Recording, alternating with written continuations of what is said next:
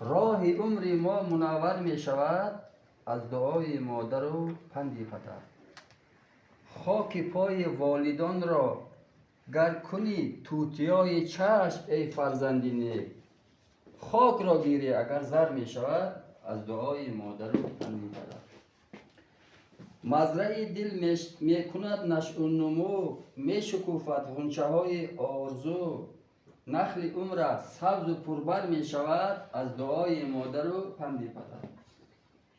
می رسی بی شبهه بر کوی امید، خیر می بینی ز فرزندان خود. هرچی می خواهی میسر می شود از دعای مادر و پند پدر.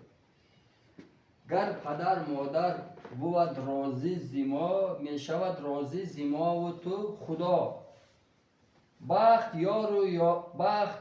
بخت بر ما یار و یاور می شود از چی؟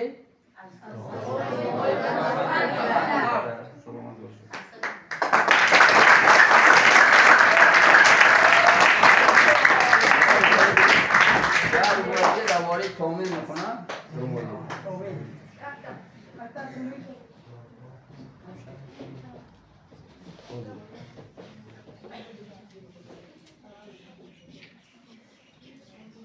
تومین برابر جان استی. تومین برابر جان استی. یک ذره تو از زر زرافشان استی.